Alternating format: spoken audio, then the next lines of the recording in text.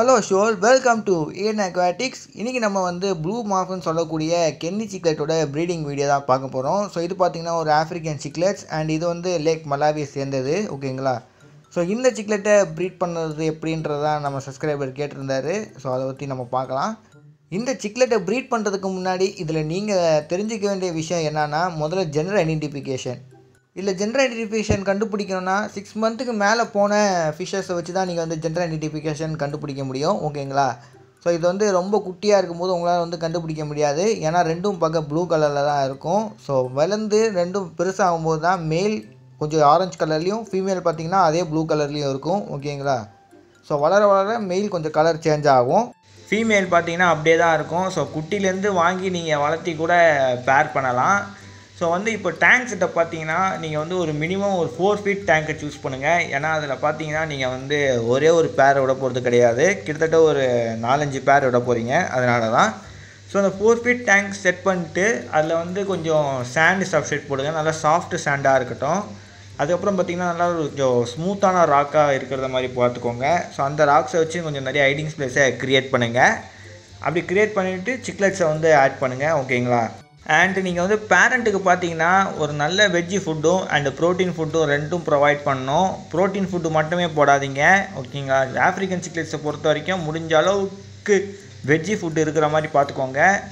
So பார்த்தீங்கன்னா அதுக்கான பெல்லட்ஸ்லாம் கிடைக்கும் மார்க்கெட்டில், நீங்கள் அது மாதிரி வாங்கி சூஸ் பண்ணி போடலாம். ஸோ சைடில் அப்படியே பிளட் வேர்ம்ஸு, டூபிக்ஸ் வேர்ம்ஸ்னு, அதுக்கப்புறம் பார்த்தீங்கன்னா ஸ்பைரேனியா ஃப்ளேக்ஸ் அதையும் போட்டிங்கன்னா கரெக்டாக இருக்கும். அண்ட் நீங்கள் வந்து வாட்டர் செட் பண்ணுங்கள். வாட்ரு பார்த்தீங்கன்னா கிட்டத்தட்ட வந்து ஒரு pH லெவல் வந்து 7.5லேருந்து 8.5குள்ளே செட் பண்ணுங்கள். அதுக்கப்புறம் டிடிஎஸ் லெவல் பார்த்தீங்கன்னா 130 ppmலேருந்து 180 ppmகுள்ளே மெயின்டைன் பண்ணுங்கள். அதுக்கப்புறம் பார்த்தீங்கன்னா டெம்பரேச்சர் 25 செல்சியஸ்லேருந்து 28 செல்சியஸ்குள்ளே மெயின்டைன் பண்ணுங்கள். ஸோ இந்த மாதிரி ஒரு வாட்டர் பேராமீட்டர் நீங்கள் வந்து வெயிட் பண்ணும்போது நல்லாயிருக்கும். அண்ட் வாட்டர் பார்த்தீங்கன்னா அக்ளைனாக இருந்தால் நல்லாயிருக்கும். அண்ட் ஆஃப்ரிக்கன் சிக்லெட்ஸ்லாம் கொஞ்சம் வாட்டர் அக்ளைனாக இருக்க பிடிக்கும். ஸோ இந்த மாதிரி கொஞ்சம் அதுக்கேற்ற மாதிரி வாட்டரை நீங்கள் வந்து மாற்றி அண்ட் அதுக்கேற்ற மாதிரி சூழ்நிலையை வச்சிங்கன்னா ப்ரீட் ஆகும்.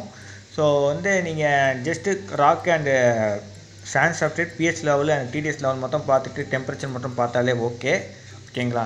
அடுத்தது நீங்கள் பண்ண வேண்டிய விஷயம் என்னன்னு கேட்டிங்கன்னா வெயிட் பண்ணுறது. ஸோ வெயிட் பண்ணுங்கள், ஃபீட் பண்ணுங்கள், பாருங்கள். ஏதாவது பேர் வந்து ஃபீடே எடுக்கலைன்னா அதுங்க வாயில் குட்டி இருக்குன்னு அர்த்தம். ஸோ முடிஞ்ச அளவுக்கு பார்த்தீங்கன்னா அந்த பேரை அப்படியே பிரித்து இன்னொரு டேங்க்கில் வைங்க. இன்னொரு டேங்க் ரெடி பண்ணிக்கோங்க, அந்த டேங்க்கில் போட்டு வைங்க அந்த பேரை. அதுலேயும் பார்த்தீங்கன்னா சாண்ட் சப்ஸ்ட்ரேட் போடுங்க, இல்லாட்டி முடிஞ்ச அளவுக்கு ராக்ஸை வச்சு ஹைடிங் ஸ்பேஸை க்ரியேட் பண்ணுங்கள். ஸோ அது வந்து அதே டேங்க்கில் இருக்கலாமே ப்ரோ, எதுக்கு ப்ரோ பிரிக்கணும் அப்படின்னு கேட்டிங்கன்னா, அது வாய்க்குள்ளே இருக்க குட்டியை வந்து அதை பாதுகாக்கணும். ஸோ பார்த்தீங்கன்னா கொஞ்சம் சண்டை போடுறதுக்குன்னு அப்படி இப்படி போகும். ஸோ அப்போ பார்த்தீங்கன்னா ஸ்ட்ரெஸ் ஆக ஆரம்பிக்கும். வாய்க்குள்ளே இருக்க குட்டியை வச்சுக்கிட்டு அது ஸ்ட்ரெஸ் ஆக வேணான்றதுக்காக தான் நான் தனியாக ஒரு இடத்துல போட சொல்கிறேன் டேங்க்கில். அப்போ பார்த்தீங்கன்னா வாயிலேருந்து அது வந்து குட்டியை ரிலீஸ் பண்ணும். ஸோ அதை தைரியமாக ரிலீஸ் பண்ணிவிட்டு டேங்க்கில் வந்து அந்த குட்டியை நீங்கள் அப்போ ஃபீட் பண்ணலாம். அப்போ திருப்பி அது வந்து வாய்க்குள்ளே எடுத்துக்கும். ஸோ அப்போ வந்து அந்த டேங்க்கில் இருக்கும்போது அது கொஞ்சம் ஸ்ட்ரெஸ் ஃப்ரீயாக அது குட்டியை பாதுகாக்கும். அதுதான் நான் சொல்ல வர கான்செப்ட்டு.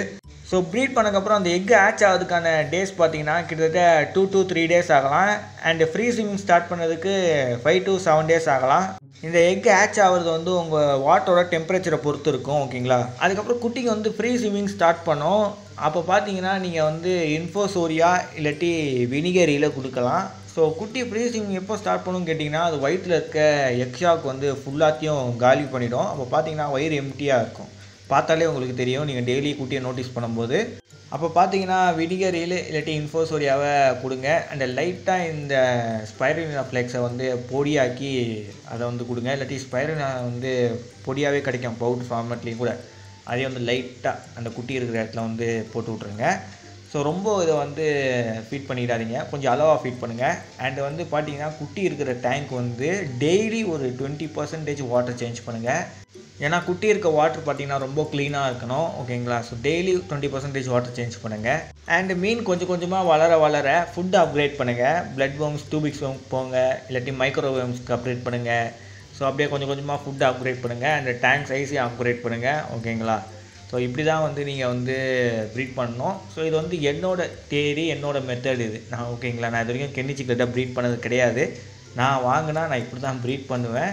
பட் ஒருத்தவங்களுக்கு ஒவ்வொரு தேரி இருக்கலாம். ஸோ இது வந்து கேட்டாருன்றதுக்காக நான் வந்து சொல்கிறேன்.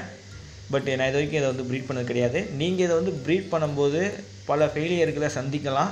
அந்த ஃபெயிலியர் எதனால் வருதுன்றதை யோசிங்க. ஸோ எதனால் இது இறந்ததுன்றதை யோசிங்க. ஓகேங்களா? யோசித்து அதுக்கு அடுத்த தடவை பேட்சஸ் ரெடி ஆகும்போது அதை வந்து நீங்கள் காப்பாற்றலாம். ஓகேங்களா? அதுக்கப்புறம் வந்து ஃபீட் பண்ணுறீங்கன்னா குட்டிங்களுக்கு அந்த ஃபீடிங் முன்னாடியே ரெடி பண்ணிடுங்க. குட்டி வந்து ஃப்ரீசிங் ஸ்டார்ட் ஆகிறதுக்கு முன்னாடியே. நம்ம பார்த்தீங்கன்னா இன்ஃபோசோரியா எப்படி கல்ச்சர் பண்ணுறதுன்றத வீடியோ போட்டிருக்கேன். ஸோ அந்த வீடியோ பார்த்தீங்கன்னா நம்ம சேனலில் இருக்கும்.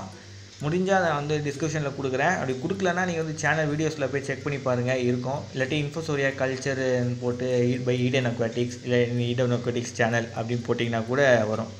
ஸோ ஓகே நண்பர்களே, இதோட இந்த வீடியோ எண்ட் பண்ணிக்கிறேன். Like, share, subscribe. Bye sure.